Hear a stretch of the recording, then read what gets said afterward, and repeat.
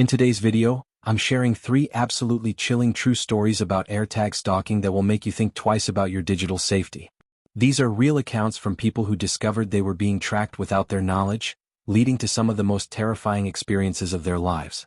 Our first story follows an 18-year-old woman doing Christmas shopping at the mall who has a friendly conversation with an elderly stranger. What seems like an innocent encounter quickly becomes a living nightmare when she discovers an AirTag hidden in her shopping bag, leading to a horrifying confrontation at her home. The second account involves a woman who moves to a new city for work, only to discover an AirTag tracking her every movement. Despite her best efforts to locate and disable the device, someone still manages to break into her apartment using methods that remain unexplained to this day. Our final story is perhaps the most disturbing of all. A man whose ex-girlfriend weaponizes AirTag technology to frame him for stalking, creating an elaborate scheme that nearly destroys his entire life. The manipulation, false evidence, and legal nightmare that follows will leave you shocked. These stories highlight the dark side of tracking technology and serve as crucial warnings about digital surveillance in our modern world. They remind us that the tools designed for convenience can easily be turned into weapons by those with malicious intent. Warning, content warning. These stories contain descriptions of stalking, breaking and entering, psychological manipulation, and false accusations. Subscribe for more true horror stories and real stalking encounters. Story 1. The Shopping Mall Stranger. This occurred back in late November of 2024 when I was 18 years old. I was at the Walden Galleria Mall in Buffalo, completing some early holiday shopping for my relatives. I prefer getting my holiday shopping finished ahead of schedule. I also enjoy visiting the mall during the holiday season because of the festive decorations and overall atmosphere. Something about shopping when that festive feeling is present makes it more pleasant for me. I had approximately 3 bags with me already. I stopped in Victoria's Secret, Zara, and Sephora. I purchased my brother and father something from Zara, and my sister and mother items from Sephora. I also bought myself numerous things. I'd already been in the mall for hours, and I wanted to simply sit and gather myself. I sat on one of the benches not distant from the tall tree that the mall displays every year. There were still shoppers in the mall, but it was closing soon, so there were fewer and fewer with each passing minute. A man approached and sat down beside me. He cracked a joke initially, which I laughed at. He seemed like this harmless older gentleman, approximately 62 or something. He reminded me, honestly, of a thin Santa Claus, ironically. We conversed for several minutes. The things he mentioned that primarily stood out to me were him discussing how he'd been visiting this mall since it opened, and how he was worried it was going to shut down. He stated I resembled his daughter, and then displayed me a photograph of her on his phone. I didn't notice a resemblance at all, to be honest. In fact, the girl appeared absolutely nothing like me or him for that matter. It was also a photograph of a girl who appeared like she was 18. He appeared like he could have been her grandfather, honestly. Eventually, I felt it was time to depart, so I slightly awkwardly stood up and said goodbye and walked away. I didn't look back to observe if he was watching me. I prefer to avoid awkwardness in every manner. I arrived at my vehicle and started my drive home. I live only about 10 minutes from the mall. My family has several residences, and it's often that I'm alone with just my brother in this house. This was one of those periods of time. This night was a Thursday, I believe. My brother attends University of Buffalo and often goes out Thursday nights. This night was no exception. Our house is in a cul-de-sac with 2 other large houses, and when I turned right into the cul-de-sac, I looped around to our house. This cul-de-sac is unusual. It isn't one large open court. It has a circular patch of grass with some trees in the middle, so it more closely resembles a roundabout. Around this time, right before entering the driveway, I received a message on my phone. It stated, "AirTag found moving with you." I panicked, but instead of entering the driveway, I looped around and drove back down the street just in case I was being tracked. I had to verify this AirTag was actually in or on my vehicle. I determined how to make the AirTag produce a noise, and partially expecting it to come from the exterior of the vehicle, I heard a beeping sound coming from one of my shopping bags. I searched through the bag and pulled out an AirTag, actually feeling like vomiting. I put the vehicle back in drive and drove further down the block where I threw the AirTag out the window. Then I turned around and accelerated back to the house. I drove into the driveway and ran inside where I opened the garage, hoping to conceal the vehicle in there, but my mother's vehicle was in there. I had no choice but to leave the vehicle outside. I closed the garage door and locked the front door. I contacted my brother Cody for safe measures, just informing him what occurred. He stated if anyone approaches the house, contact him. Him stating that alone frightened me, especially hearing in his tone that he wasn't joking.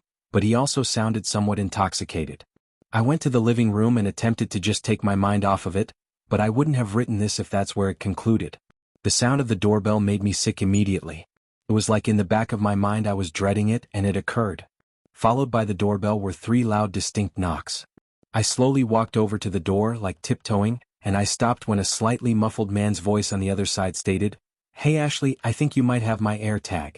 And it all hit me instantly. It was that man from the mall. He probably purposely placed his AirTag into my Sephora bag to stalk me home. He observed me through the textured glass. When I guessed he saw me hurrying away, I heard him yell that he promises he dropped the AirTag in there by accident. I didn't listen to a word he stated. Even if he was telling the truth, the AirTag wasn't in my house and he'd have noticed that. It meant he observed me go to the house and that's all he wanted. I contacted Cody again, and at first he thought I was joking, but when he heard I was serious, he stated he was on his way home. The downtown bars are not distant, so I'd only have to wait maybe 10 minutes. When I peeked back at the door, I could no longer observe the man through the glass. Maybe he was gone, I thought. I went to the living room and activated the TV to drown out the silence. I was attempting not to think about the man at the door. I just waited for Cody, and out of the corner of my eye, I noticed movement. I looked over, but now I didn't observe anything. I sat there attempting to convince myself it was nothing. Maybe the man departed. Somehow I did briefly convince myself of that, but after a minute or two of watching TV, I heard the same voice from outside that window state, "I love it when they play dumb." I looked, and he was standing right outside the window, his face pressed against the glass. He smiled when he noticed me observe him. It was that old man from the mall. He lifted his hand and tapped on the window, then stated, "Don't pretend you don't know I'm watching you." I contacted Cody and yelled into the phone that the man was at the window. He stated he was almost home and told me to contact 911, so I hung up and did just that. The man just kept standing there watching me, smiling like this was a game, and I couldn't tolerate it anymore, so I departed the living room to the office where there were no windows. A few minutes later, I heard Cody arrive into the driveway. Cody ran inside, but when we looked back at the window, the man was gone. The officer who arrived searched but found no footprints or anything. The officer was not very familiar with the process for reporting an AirTag, but he gave me a police report number to use, and he suggested contacting Apple to start the process of tracking the owner. The next day I attempted that, but it turned out it would be a much more involved legal process than I was expecting. When I simply didn't hear or observe anything else for several weeks, I just lost interest. Maybe the man observed my brother and officers arrive, so he left and didn't return. But to be honest, I have thought back on this and on the girl's photographs on his phone, and I hope to God that wasn't another girl who he potentially kidnapped or worse. I truly hope that was just a random girl's photograph he obtained off social media or something. This experience changed me for the worse. I'm not the same person I was before it all occurred, and I fear I never will be again. #Story 2, The Invisible Stalker. My name is Claire. This didn't occur so long ago that I've forgotten about it, but it's not like it occurred last week either. I no longer reside where this story took place, so that's why I feel comfortable discussing it now. I had just relocated to a new city for a promotion at work. It wasn't anything too exciting, just your standard mid-sized city. It was a Tuesday evening when the first strange thing occurred. I was driving home from work, which, mind you, is just a short 15-minute commute, and I was listening to a podcast when my phone buzzed. It was a notification I had never encountered before. AirTag found moving with you. At first I thought it was an error. Maybe someone had dropped their keys in the parking lot, or maybe it was just one of my friends playing a prank. But as soon as I opened the notification, I was horrified. The app stated the AirTag had been moving with me for over an hour. That meant it had been in my vehicle the entire commute, or worse, in the parking lot before I even got in. I checked the back seat, under the seats, in the glove compartment, and even in the trunk, but there was nothing. No AirTag. And beyond that, there was nothing unfamiliar or out of place either. I instantly knew what was occurring. Someone had placed an AirTag in my vehicle, and whoever it was knew where I went. Worse, they knew where I was. I attempted to stay calm, but it was difficult. Unable to locate the AirTag, I had no choice but to drive home, meaning I'd be leading a potential stalker directly to my apartment, but I had no other option. Once I arrived home, I checked my vehicle again, this time more thoroughly. I still couldn't locate it though, despite my phone insisting it was there. The logical part of me wanted to contact the police, but I hesitated. What could they accomplish? There was no device to display them, and even if there was no direct evidence of who had placed it. I calmed myself down with some reassuring facts. My apartment had adequate security, so it wasn't the end of the world if someone knew where I resided, and it wasn't like I could undrive home. Whoever the AirTag belonged to already knew my location, which no police or anyone else could change, so I attempted to ignore it. The next morning, I drove to work as usual. The notification appeared up again when I arrived to work, but I ignored it. Despite my efforts, I didn't accomplish much that day. I couldn't stop thinking about the stupid AirTag. When I arrived home that evening, I decided I had to locate the thing. I spent probably an hour going through my vehicle checking every possible hiding spot, even though I had already checked most of them the day before. Right when I was about to give up again, I ran my hand along the crack where the back seat meets the back and my fingers hit something solid. I already knew what it was. I brought the thing inside, attempting to ignore how violently my hands were shaking. I ended up just removing the battery out of it because I didn't know what else to do. I didn't want to destroy it because it could have been used as evidence, but I didn't like the thought of it still being active. The thought that someone had been monitoring my every move for days, maybe weeks, made me feel exposed in a manner that I had never felt before. That night, while I was attempting to sleep, I kept thinking about who could have planted that thing in the first place. There were a fair share of guys in my life, ex-boyfriends, friends of friends, flings, but no one who would have done something so messed up. The next evening, I arrived home late from work after a pretty awful day. I went to unlock my apartment door, something I had done 100 times, and I froze. My apartment door was already wide open. I reside alone. No one, not my parents, not any of my friends, should have been inside. I didn't go inside. That would have been a terrible decision. Instead, I went straight back to my vehicle and contacted the police. They checked the apartment thoroughly. There was no definitive evidence of anyone ever being there. No fingerprints, no forced entry, nothing to indicate someone had actually been inside. I ended up displaying them the AirTag notifications and told them everything that had been occurring the past few days. The police kept asking me if I had a history of being stalked or if I knew anyone who would do such a thing, but I didn't. The whole thing was such a nightmare. Things did die down slightly after that. My stalker had probably gotten wind of the police visit, but I ended up relocating out anyway. Luckily, I don't think that person followed or tracked me to my new place, but it still gets at me that someone in my life stalked and broke into my apartment. The worst part, though, the thing that makes this all so frightening, is that I still have no idea how they broke into my apartment in the first place. The door wasn't damaged or broken into. It was simply unlocked with a key that no one else should have had. Story 3, the weaponized technology. This occurred a few years ago, and I want to remain as anonymous as possible while telling this story, for reasons you'll soon understand. I'm from an upper-middle-class suburb, but that's as much information as I'm comfortable providing. The nightmare I'm about to tell you about took place over several months and led to a multitude of legal issues that, at times, made me genuinely question whether my life was going to be destroyed. In other words, it wasn't just stressful and frightening, but truly overwhelming on a level that's difficult to capture. I don't mean that as a joke or a figure of speech. There were days where I spent hours staring at the ceiling while considering some very dark things. This all started several weeks after I broke up with my first serious girlfriend after college. Let's just call her Devin. I'm not going to get into it. I refuse to do that to myself. But let's just state we did not end on good terms.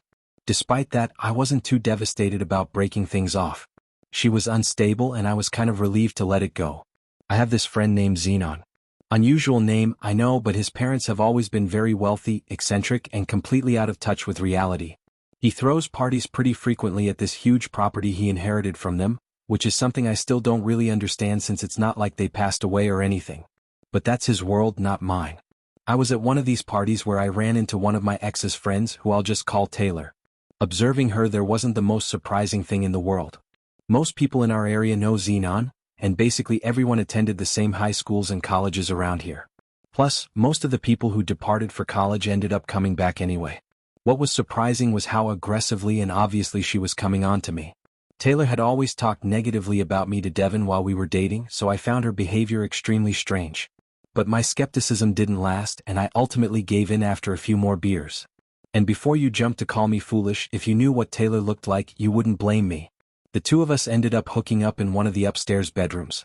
I must have been significantly more dazed than she was, because I hadn't even started getting dressed before she was already halfway out the room. As I was departing the room myself, I realized my wallet was no longer in my pants pocket. Taylor had disappeared at that point, probably to go flirt with some other guy in the crowd, but I attempted to locate her anyway. After maybe 20 minutes of searching, I gave up. I ran back upstairs to the room we'd been in and searched everywhere, but my wallet was nowhere to be found. My next instinct was to contact her, but it took me all of 10 seconds to remember that I was still blocked from when Devin and I had broken up. And since there was no way I'd be unblocking Devin, you couldn't pay me to do that, I had no way of getting in contact with Taylor. Losing my wallet didn't bother me all that much though, it was probably just the alcohol, but I decided to ignore the problem for the rest of the night, enjoy the party, and honestly relish in the fact that I'd gotten one over on my ex by hooking up with her friend. I don't remember much after that. I'm pretty sure one of my buddies ended up driving me home. The moment I woke up the next morning, I instantly remembered the AirTag I kept in my wallet for situations exactly like the one from the night before. I pulled up my iPhone and observed that it was active. It was Saturday, meaning I didn't have to work, so I decided to ignore my brutal hangover and track my wallet down. The location was displaying up at one of the local gyms, so I calculated I'd drive over there and confront Taylor for stealing it or determine if she had taken it by accident, or hell, if someone else entirely had found it. As soon as I stepped out of my vehicle and started walking toward the gym entrance, the AirTag went offline, which I found strange, borderline impossible timing. The receptionist at the front desk refused to let me look around without a membership, which frustrated me more than it should have. So instead, I walked the perimeter of the building like some kind of strange person, looking through the glass to observe if I could spot Taylor inside. But I didn't observe her anywhere. In fact, I didn't observe anyone I recognized at all. Not Devin, not any of my friends, not some random person from Xenon's party, no one. The AirTag was still offline, so I had no choice but to just go home and bury my frustrations in whatever work I needed to accomplish before Monday. All my cards were already canceled at that point, so I couldn't imagine what use someone would have for an empty wallet. I kept checking its location periodically throughout the rest of the day, but it didn't come back online. Not until the next day around noon, when I observed that it was once again online, this time at some random park nearby. So I again rushed to my vehicle and drove out to its location, determined to get to the bottom of what was occurring. But the exact same thing occurred. As soon as I exited my vehicle, the AirTag went offline. It was like someone was doing it deliberately to mess with me. There were a handful of people in the park, but again no one I recognized. I was a bit more desperate this time around, so I actually started jogging around the park a little, but to no avail. As I was getting back to my vehicle, I felt this sick feeling start bubbling up. Like I was being watched. Worse. Like I was being observed. How could someone disable an AirTag the moment I displayed up? They must have been watching me. It was a really uncomfortable thought, but there was nothing I could do about it. Looking back, that was the first time I suspected something sinister might have been occurring. After I arrived home, I did some research and found out that whoever had my wallet was probably removing and replacing the AirTag battery to take it on and offline. It was infuriating to think that someone, probably Taylor, was toying with me like this. I had work the next day, so it wasn't like I could devote much energy to the situation. But for the next few days, the AirTag stayed offline. I decided to give up on the whole thing, refusing to give Taylor the satisfaction of watching me wander around like a lost puppy. But of course, the moment I started getting on with my life, everything hit the fan again. Only what occurred next was about 1,000 times worse. I was lying in bed, attempting to fall asleep, when the sound of shattering glass jolted me awake. It had been so long, literally years, since I had experienced true terror that I can only describe it as suffocation. I physically couldn't breathe for about 15 seconds. It felt like someone was choking me. After finally snapping out of my haze, I contacted 911 and told them what was occurring. Then I locked my bedroom door and listened as the person below me started tearing through the place. I wanted to go down there and confront them. I did, I swear. But I didn't have access to a weapon, and I wasn't about to lose my life over some personal belongings. So I waited. But from the sound of it, the intruder was gone long before the police arrived. And they were. The police documented my statement, and I gave them a catalog of everything that was missing. My laptop, my monitor, some miscellaneous electronics, and a few other things. You might be wondering why I didn't connect the break-in to the AirTag situation, which is a fair point. And I did think about it, but I ultimately calculated that would have been unnecessarily dramatic and paranoid. Fast forward a few weeks. I still checked the location of that AirTag from time to time just out of curiosity. But every time I did, it was offline. That is, until one random time it wasn't. It was displaying up at a decently popular bar that I'd been to a handful of times. Despite having promised myself that I wouldn't be suckered into someone else's game again, I couldn't resist. What occurred when I arrived there really shouldn't surprise you. As soon as I was in spitting distance of the bar, this time with a hoodie on attempting to be inconspicuous, the AirTag went offline. But this time I couldn't just swallow my rage and frustration. I actually started going up to random people in the line and accusing them of having taken my wallet. It was terrible. I was just approaching people at random, and even though I knew I was causing a scene, I couldn't stop. Everyone was staring at me, and that just made my outburst that much worse. It got so terrible to the point where one of the bouncers had to come over and physically kick me off the premises.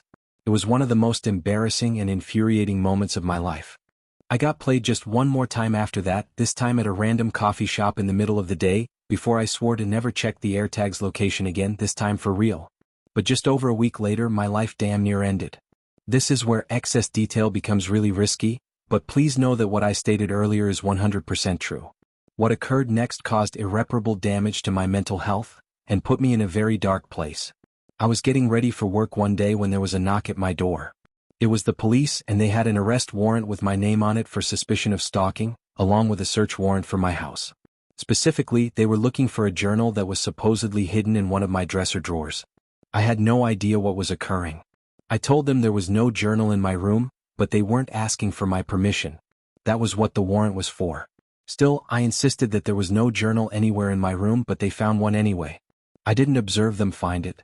I was already in the back of a police vehicle in handcuffs by then. The next few months of my life were an absolute nightmare. Apparently, Devin had been crafting a case against me without my knowledge for over a month.